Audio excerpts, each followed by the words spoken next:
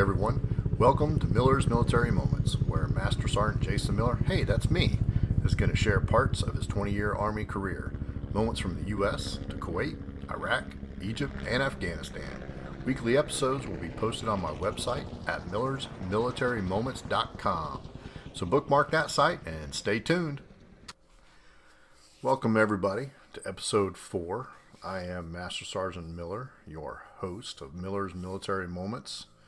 Today, it's all about shiny boots, pressed uniforms, and Motorpool Mondays. I know, that sounds exciting. But remember, in my introduction episode, I said, hey, not everything we do in the Army is, especially Army aviation, is, flying upside down in a Black Hawk with our air medals hitting us in our face, engaging the enemy in Afghanistan exciting. So there are some mundane and routine things that we do all the time. And I'm going to highlight a few of those today, but I chuckle because some of the things that we do to prepare for them and some of the things that we do while we're there during those routine events are not maybe what you think they are or what they are. So anyway, we'll talk about those. So shiny boots, press uniforms, and Motorpool Mondays. We do those things quite a bit. And I've returned. We're talking about the summer of 2002. And, I've returned from NTC, the training out in California. And I've only really been at Fort Hood for really the first 60 days. And so I'm kind of figuring out my rhythm, right? So where do I go in the mornings, which we always have to be at PT at 6:30 in the morning, and then you've got to be at work at 9 o'clock in the morning. So you do PT 6:30 to 7:30, and then you go home and do personal hygiene, get breakfast, and that's for the married folks, who live either on post in a house or off post. If you live in the barracks, it's a little bit different. You go to your barracks room, which hopefully is close by, and then the chow hall to get your breakfast and stuff. But for me, I drive off post, take care of my personal hygiene and stuff, and then I typically got to be back at work at 9. And most of the Army is that way. So, but in 2002, I'm trying to figure all this out, how long it takes to do this stuff, where am I supposed to be, what am I supposed to do?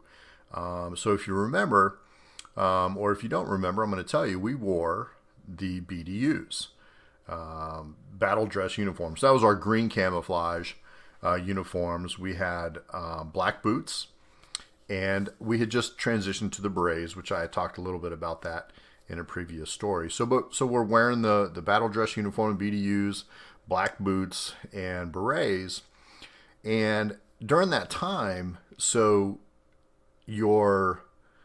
how you wore your uniform mattered a lot. So how you appeared, especially during our Monday inspections, mattered a lot. And I say a lot meaning I'll compare it to, during that time, it probably was the second most important thing compared to your PT score, your physical training score.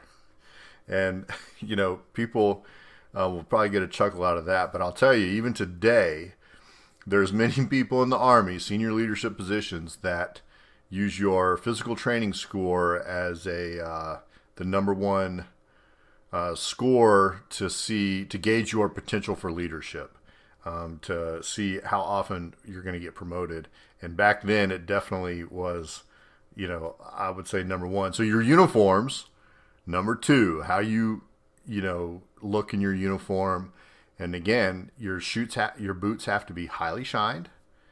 Your uniform needs to be pressed and starched, and your beret needs to be shaved and shaped all perfectly and stuff. So you've got to figure out how to look good, right? And that's what it's all about, doing PT and looking good. That'll get you really far in the Army, and still today it does. But so, and remember, I'm an aviation soldier, so I'm a Black Hawk mechanic, and and if you know a little bit about the aviation history, and really we kind of go back to the Vietnam era, aviation soldiers don't always follow the uniform rules. Now, first of all, there are some exceptions to our uniforms and how we wear our uniforms when we're flying and stuff like that. But that's not what I'm really referring to here. Other times we definitely push the limits on being within the regulations of our uniforms. And while we don't push as many of those limits now as compared to maybe the soldiers in Vietnam, we still carry that over. And the warrant officers definitely are, the biggest culprits of that. And I'm talking about, having your pants untucked from your boots when you're not supposed to, hands in your pockets, sunglasses on top of your head. You're not supposed to do those things. Warrant officers, love to do those things. Some crew chiefs too. So it's not just, I'm not just picking on them, but so yes, even in aviation, it's important to have our looking good in our uniforms. So, when we talk about the routines and kind of figuring this out, Monday morning comes along and you've got to be at PT at 6:30. And so really, again, at Fort Hood, like, look, you better hit that gate at by 5:30. You're going to be late. We get done with PT like 7:30. You've got to hustle home. So for me, I live like 20 minutes away. We've got to get your personal hygiene done. And really, you need to leave like no later than 8:15 so you can get back to work on time because there's going to be another line at the gate. And sometimes, it's a little bit longer than others. But anyway, so you're hustling, but you've got to get there for formation. And typically, you're supposed to be there 10 minutes prior. So during the early part, that's kind of was my routine. And, you grab your nice uniform and stuff, and you get ready for your inspection. So every Monday, most of the Army forms up at the Motorpool at 9 o'clock. So yes, we're aviation, and you think we go down to the hangar where the aircraft are, or where we do maintenance and stuff. But on Mondays, everybody goes to the Motorpool. And if you've missed an earlier episode, the Motorpool's, several acres of concrete fenced in where all of our trucks are. So we've got our Humvees and our troop carriers, our big 5 tons.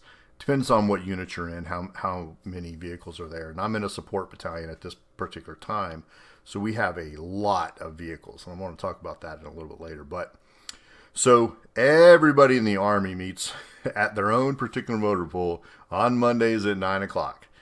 And if you are wondering what an aviation unit is doing at the Motorpool, trust me, I was wondering the same thing. I was like, why are we going to the Motorpool? Well, I will quickly find out. So we've got to be at the Motorpool, and we've got to be, our boots have to be highly shined and pressed and starched, and our berets have to look good.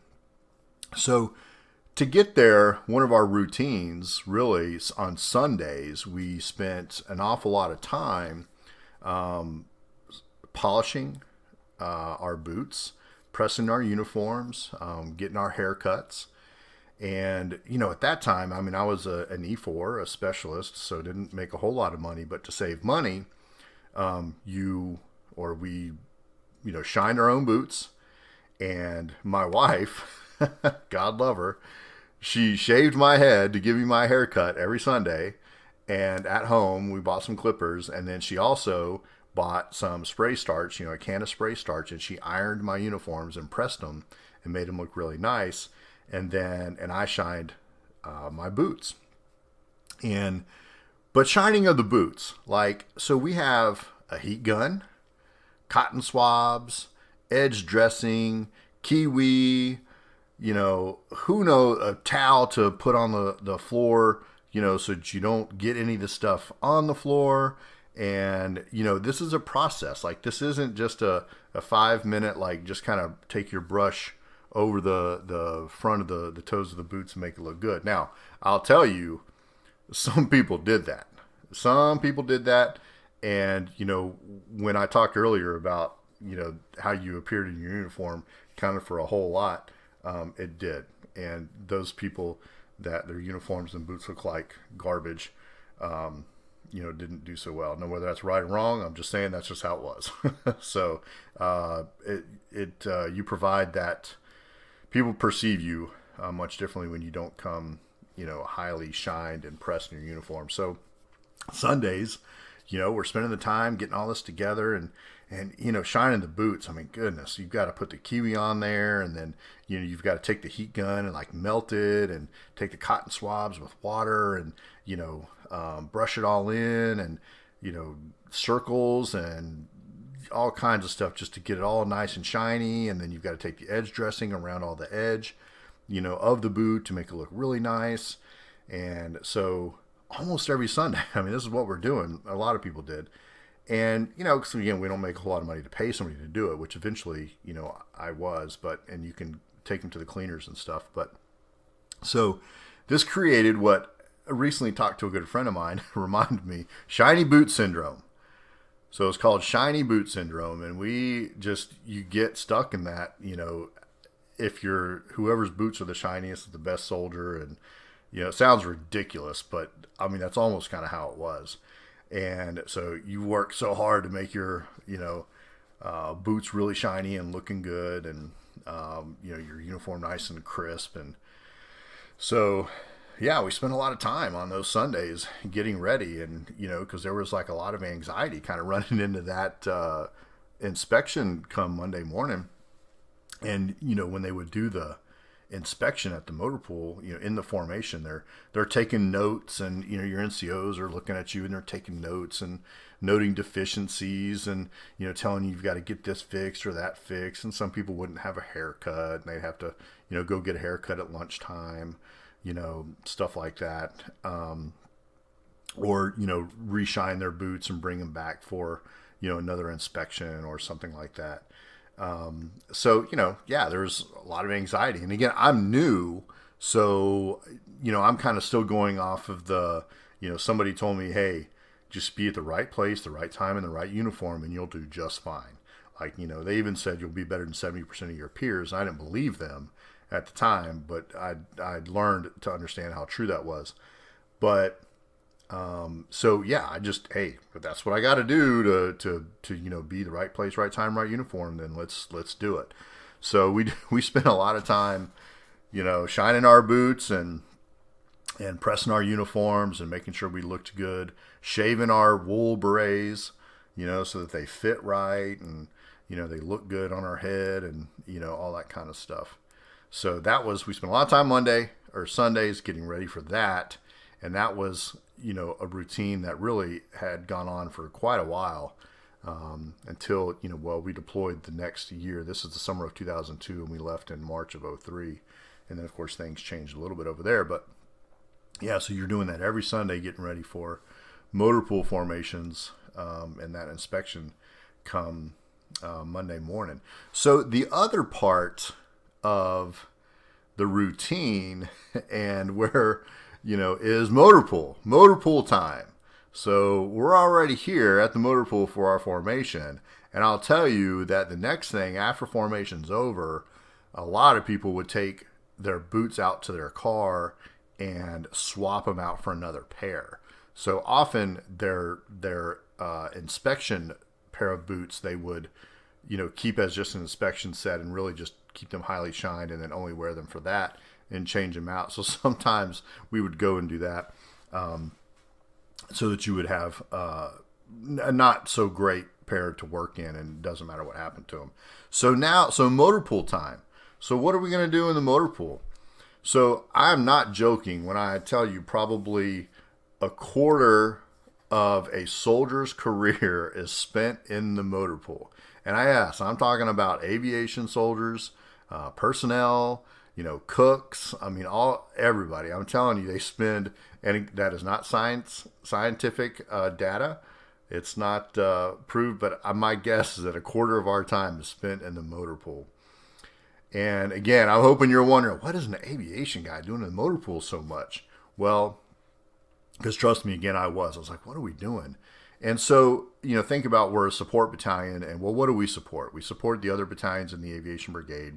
So we have lots of trucks. We have Humvees, we have our troop carriers, and we have bigger trucks to not only carry all of our maintenance equipment, so when we have to go to deploy somewhere, we can transport all of our stuff everywhere and then be able to perform our maintenance duties, but we have our vehicles and equipment to support the other battalions, the other units, if they need, ground support with vehicles and stuff like that. So we have a lot.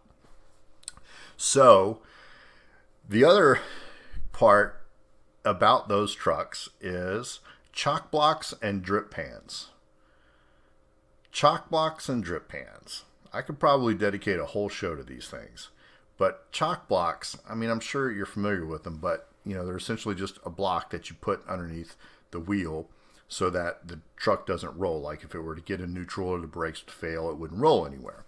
And it's usually got a chain, and it's attached to the truck.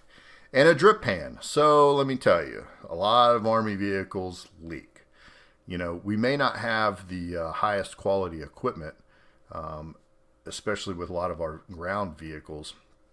So they drip a lot. So to preserve, the motor pool, the concrete, or wherever they are, we have these plastic or rubber pans.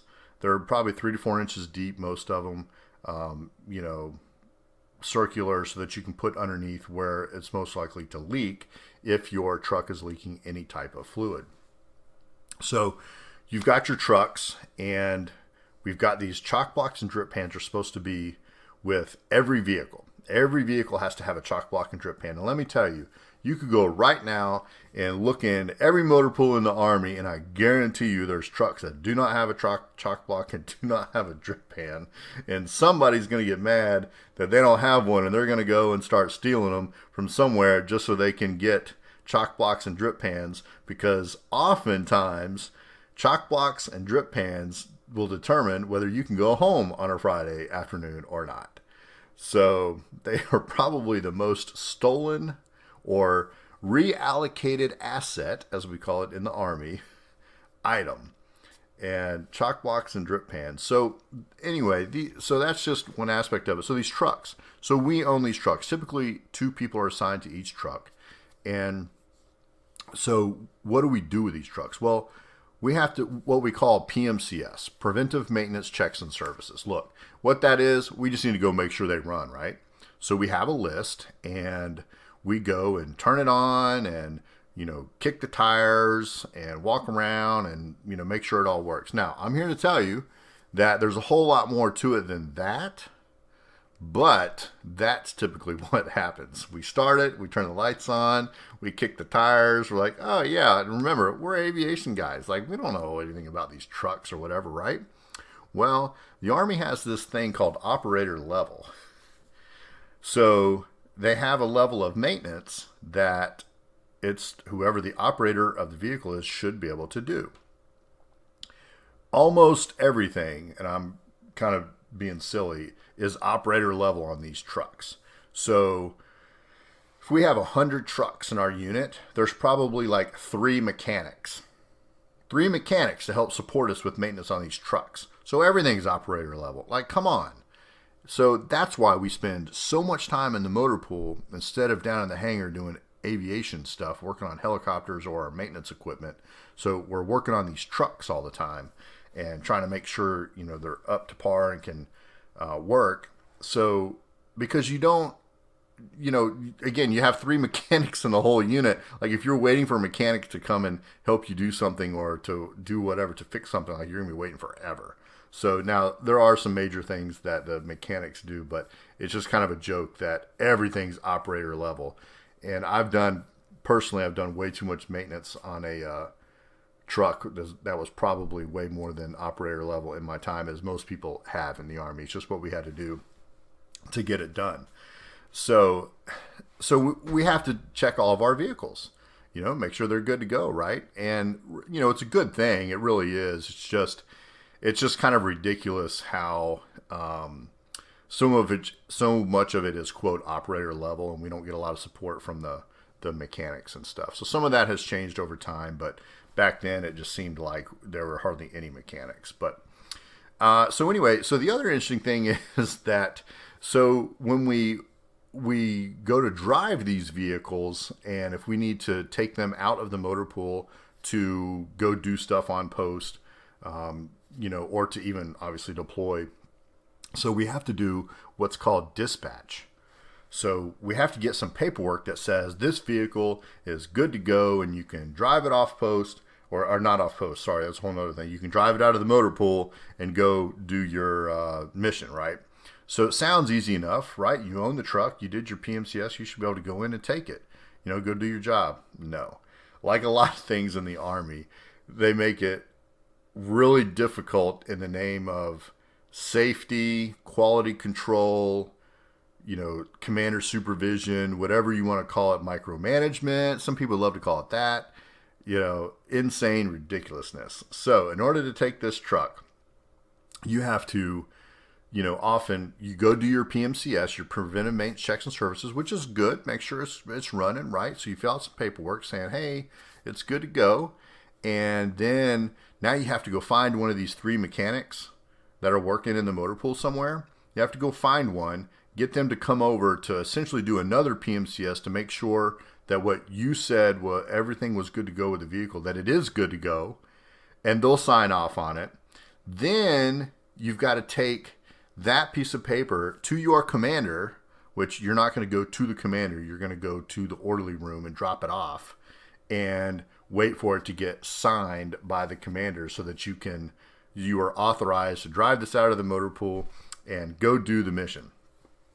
I'm here to tell you that ain't going to happen until he or she probably won't sign it till late Monday, if that early. At the most, you're getting it back Tuesday morning sometime before lunch so that you can go and drive that vehicle. So hopefully you didn't need it Monday afternoon or first thing Tuesday. Now, of course, there's always exceptions, and if it's an emergency, you can try to get in touch with the first sergeant to try to get it expedited. But it's this huge process. So nothing is ever easy in the Army, like ever. Like they're always making some of these simple processes really difficult. But hey, I'm a new soldier. I just do what I'm told, and try to fit in and help where I can and be a team player. But I'm like sitting here thinking about this stuff. Like, why is this so hard? Like, we own this truck. Like, it runs. It's great. Like, I just need to go drive it over here to pick up this thing to deliver to another unit. Like, anyway. So, it never changes. In my whole 20 years, it's dispatching a vehicle is just, it's a challenge. It's definitely a big challenge. So a couple of big routines with Sundays, getting our boots and stuff ready, and then Mondays, the motor pool, and what are we doing in the motor pools? And then, so at this particular time, the other thing is Friday closeout formations with this motor pool. So Friday, we are in our battalion formation. There's 700 people in this rectangular formation out there, and they're going to give us some words of wisdom or safety speech, tell us to be careful, and so that we can go home on the weekend, right? So, but prior to this formation, the sergeant major will, at this particular time, this sergeant major walked the line with all of the non-commissioned officers, meaning walked the line, walked through the motor pool, and looked at all the trucks. So the first thing he looked at was, you guessed it, chock blocks and drip pans. So every vehicle had to have a chock block and drip pan or no one's going home. And then the second thing he would look at is how they were parked. So, concrete there's squares in it. There's lines where the concrete was poured and they would pour the next section, right? So you'd have to park it and pull it up to the line and make it even and straight. This guy would look down the line, and if it wasn't straight, he would be like, nope, you're not going home. Somebody would have to fix it. Now, here's the other crazy part about that. So to drive the vehicle, you don't have a key. All right, they don't have keys like a regular car. So that's great. You can just go in and start it, right? What you do have a key for is the steering wheel. So the steering wheel is locked. Now, if you really just needed to roll it like forward, like just straight forward or backwards, okay, you're good to go. But if you needed to move it any more than that, or if they were out of order in any particular way, you better have the keys to it. And let me tell you, that's another thing, that key control and the keys for the trucks. The question, where are the keys to this truck? Who had them last? Where are they? So trying to find those keys every week is insane. So trying to get out of there on a Friday, making sure the motor pool is squared away. So really think about, all the soldiers will end up being up there after lunch, on Friday trying to make sure all the trucks are good to go just so we can go home. Now, this particular sergeant major, he would, if it wasn't good enough by the time formation came, then all the non-commissioned officers would stay late and fix it all, and all the soldiers would go home, because his leadership style, or his theory, was NCOs, you had all week to make sure to make it right, and you didn't, so I'm going to take your time to make it right. You're not going to make the soldiers stay and do it. You should have made them get it right, and you didn't. So when I was a junior soldier, I'm like, sweet, I get to go home. And then, of course, eventually one day I got promoted, and then I was that guy that had to stay. But, lesson learned: use your resources and time wisely to, make your to do whatever your boss wants to be done, right? Or you're not going to get to go home. So those chock blocks and drip pans, you better have them. They better be lined up right. And heaven forbid you need to dispatch one to go do something, because it isn't happening anytime fast or soon. But so that's a little bit about routines, shiny boot syndrome, and Motorpool Mondays. We spend way too much time shining boots back then, and way too much time in the motor pools. And I think even today, we spend a lot of time in the motor pools, which has changed really, once the early deployments in 2003, 4, and 5, we took a lot of our vehicles and brought them back, and then we stopped taking all of our vehicles over there. And I'll discuss that a little bit more at another time. But so Motorpool became less and less of a thing, even though everybody still met there, and we did PMCSs on those vehicles. We owned vehicles, but we wouldn't take them with us. So you can imagine that since we really didn't take them anywhere with us, we didn't care too much about them, so they kind of got neglected. And it's just, it's kind of a mess, but what we had to do at the time. So, hey, summer 2002, where shiny boot syndrome, Motorpool Mondays took up a whole lot of our time. Motorpool Fridays, essentially just trying to get out of there on time. Not everything is exciting, what we do in the Army, but that's just some of my, that's Miller's Military Moments for this week. Stay tuned so next week, One Car Family is the title. We're going to talk about that.